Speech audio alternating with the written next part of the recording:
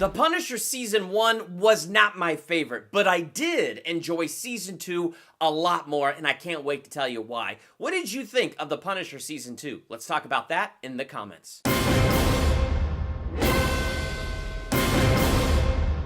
Welcome to Durbania. I'm Durbin, and this is my spoiler talk review for The Punisher Season 2. I'm giving Season 2 of The Punisher a B-. I went back and I looked at the grade that I gave Season 1 and I gave it a B.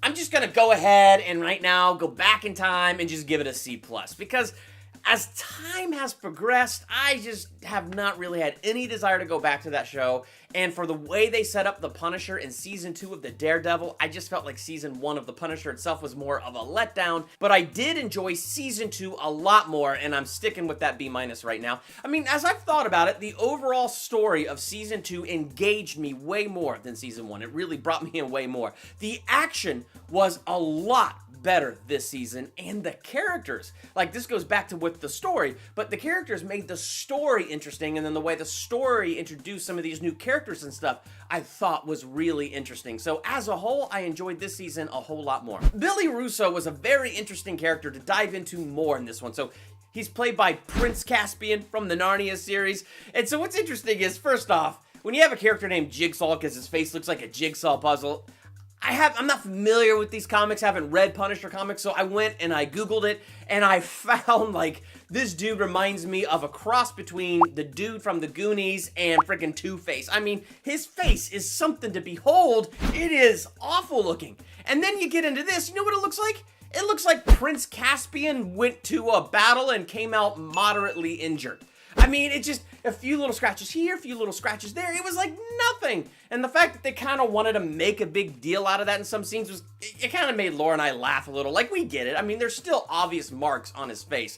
And Billy Russo was a character who cared very much about his look. So yes, I can get it. I get why it's painful for him to look at that. But the mask he even made for himself looked more scary than the face itself. But as a whole, his character was really interesting, because what really pulled me into his character wasn't the anger of what was going on with his face. It was the anger of what was going on with his mind.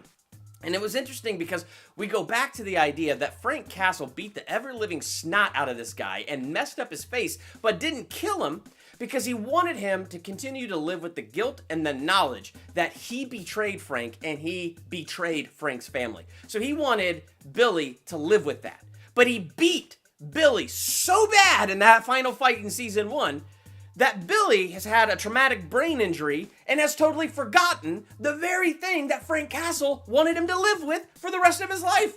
In fact, it seems that Billy's most recent memories is him still being in the service and Frank still being his friend. And it made it interesting on this level because you have Madani who's like, he's faking it. And so I'm like, yeah, no, he's faking it. He's a villain mastermind. I mean, I just saw Glass and saw a lot of stuff about a mastermind. He's a villain mastermind and he's got to be faking it. No, he wasn't faking it. And that was really interesting to me that he wasn't faking it. And what I liked, he never reclaimed the memories. I mean, the only thing that came clear was, you know, he kept having the flashes to the skull and his nightmares, the skull covered in blood. And then when Frank challenged him on the street and unbuttoned his shirt and there was the skull, and the skull part became clear to him, and he saw that it was Frank Castle who did this to his face. It was Frank Castle that made him forget his life. It was Frank Castle that came against him. Like, that was a powerful scene and a very powerful moment. But it was really interesting that his memories never really came clear. And what was interesting about it to me is you can clearly see that, yeah, now his mind has been washed clean, washed whiter than snow. That guilt is gone. But his nature wasn't renewed. His nature wasn't made into a new nature. He still had the same old villainous nature, the same nature that betrayed Frank and his family from money. So here he is dealing with all of this anger because of the gaps in his mind, dealing with the anger that Frank was the skull. Frank was that scary skull that hurt him the way that he's been hurt. And now he has all that anger rising up in him, and so to take care of it, he has to take care of Frank. Another interesting thing, that his girlfriend this season was also his therapist, and so I went, oh, they're gonna do a Harley Quinn thing here, aren't they? Oh my gosh, they did a Harley Quinn thing here! And I thought she did a great job this season. I thought that was an interesting character, an interesting dynamic for Billy Russo to have a girlfriend who is going nuts slowly. Her goal is to heal people, and she wants to find the good in everybody, because in essence, she wants to heal herself and the pain that's in her heart. She saw her dad jump out a window, so she wants to believe that her dad could have been saved. So she really desperately wants to see Billy Russo saved, and it's interesting because it begins to make her sick. The fact that she can't let go of Billy like that. And she's scarred, and he's scarred. And so that became this incredibly interesting dynamic between the two of them. So I thought like all of that was pretty cool the way they played that up. The two most disappointing things about Billy Russo's story was this. Number one, they never tied his story to John Pilgrim. I mean, this whole thing starts with the girl, Amy. She's in trouble from the Schultz family, and she's got the pictures of the Schultz's son. And so he never got tied to that story. And there was a scene in the trailer that made it look like he was going to get tied to that story. We have a mutual acquaintance. I'm gonna cast on the girl. It really looked like John Pilgrim and Billy Russo at some point were going to use their mad crazy skills and team up together. So it was disappointing to me that it remained two separate, unconnected storylines. Like, I was not a fan of how those stories were not connected, because I thought both stories were really good and really interesting. And I did not like either story detracting from the other, and so I was really hoping for them to come together, and that moment in the trailer made me think it was going to come together, and they didn't come together. So that was disappointing. And then finally, Billy's death was really, really disappointing to me. Not that it was like bad in of itself. I mean, it's heart-wrenching, really. I mean, he gets shot by Madani in the stomach. He goes and finds some back alley surgeon. When he passes out, the surgeon takes his money and throws Billy's body in the garbage. And so, like, it's just constant betrayal after betrayal for this guy. And in a sense, in his last minutes, you feel bad for him, especially when he calls up Curtis. Curtis, man, I don't want to die alone. Please come and be with me. And then Frank is the one who shows up. And while he's upset that Frank is there, he's also glad, because his last memories of Frank are him and Frank being friends. And so he's just really hoping for that in the last moments. And then boom, boom, he gets shot. So, I mean, yeah, that in of itself is impactful. And probably more impactful for me personally if they would have tied those two stories together. And I'm kind of sad that they didn't. Now, John Pilgrim was a very interesting dude. He's like this Mennonite Amish type character. And he had a horrible life and was an evil person, and then went to leave that all behind, found faith, met a woman, married her, had kids, and was really trying to live and walk the straight and narrow.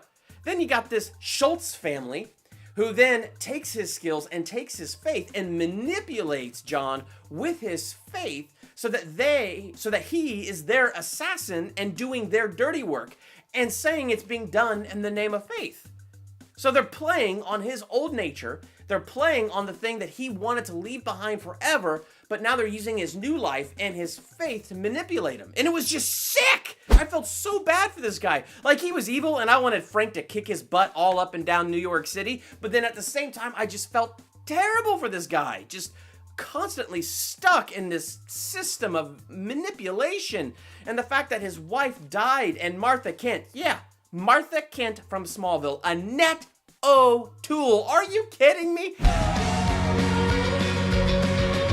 Playing this Elijah Schultz, using the death of his wife to manipulate him further to continue to do the evil that he was doing. It hurt to watch, man. It was unbelievable. Also, I'm watching John Pilgrim, like, dude, you're smarter than this. You're too smart to let these people manipulate you with your faith. You know better. Stop. But then when his wife dies and they have his kids, and they have his kids call him, and, then Martha Kent gets all very un-Martha Kent-like and starts talking to him and threatening him. It's like, okay, I get it now. They got your kids. Yeah, I get it now.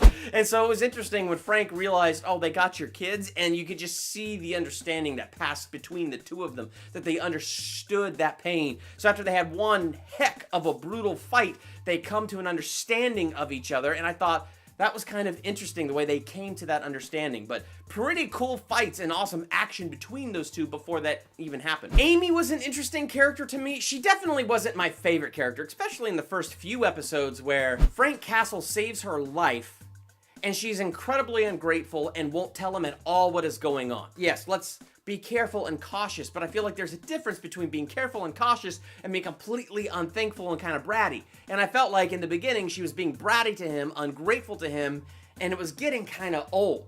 But then, as the episodes progressed, I liked her character more and more. Like, especially when Frank, was showing her the moves to get a gun out of somebody's hand, which perfectly foreshadowed that was going to happen later. And when it did happen, I thought it was kind of a powerful scene because I kind of felt her pain when she shot that guy. It's like, oh gosh.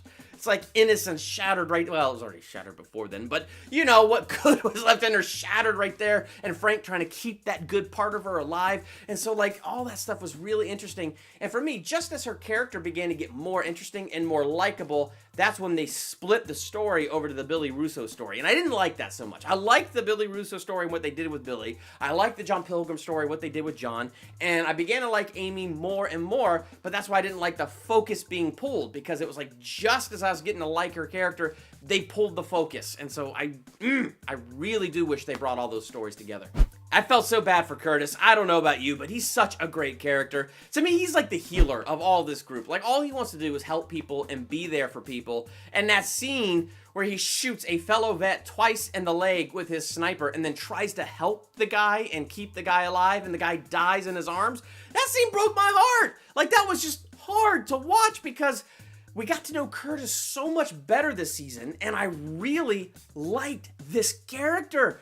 I've only seen one other Punisher movie, and I have no desire to really watch it again. Not that it was particularly bad, but... So to me, this guy is Punisher. And he was great this season. I really enjoyed it. And I'm positive this season's gonna get canceled. I mean, Daredevil is the best, and that got canceled.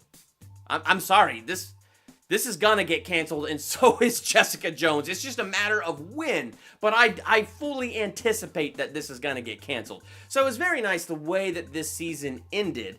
It ended without a cliffhanger. It ended like with things wrapped up, which to me is also maybe a sign that they saw the writing on the wall too. And so the way this season came to an end is all the things were closed up, which is maybe why, and I could be wrong, I am now just speculating. It could be why I was disappointed with Billy Russo's finish, because it's like, well, we just got to tie up the loose ends because we're probably going to get canceled like all these other shows. So, I mean, I could be totally wrong on that, but I am kind of grateful they tied up all the loose ends. Really sad that Frank, how he met the girl in the bar at the very beginning and really, really liked her. Like, oh, I just felt so bad that she got shot, and I felt so bad that he never went back to her. And I get it. Why? Why put her and her son in danger? But I just... you just want Frank to be happy again, okay? You just want him to find happiness again. Is it gonna happen? I don't know. But either way, it ended good, and it was much better than season 1. It was entertaining. It had solid action. It had a good story. I would love to have given it a higher grade. It just, in some places, moved too slow. I think the biggest problem with some of these Netflix Marvel shows is they're too long. I think 13 episodes is a bit long. Stranger Things, 8 to 9 episodes. It works so well, keeps it condensed, keeps it focused. And I think keeping this season at like 8 episodes or 9 episodes maximum would have helped keep this storyline focused for me and helped it move at a quicker pace. What did you think of season 2 of The Punisher? Let me know in the comments, and while you're there, hit the subscribe button to become a Durbanian, and hit the bell by the subscribe button so you're notified for my next movie review, ranking video, theological analysis, or anything else I do here. I'm Durbin. Thanks for checking out Durbania.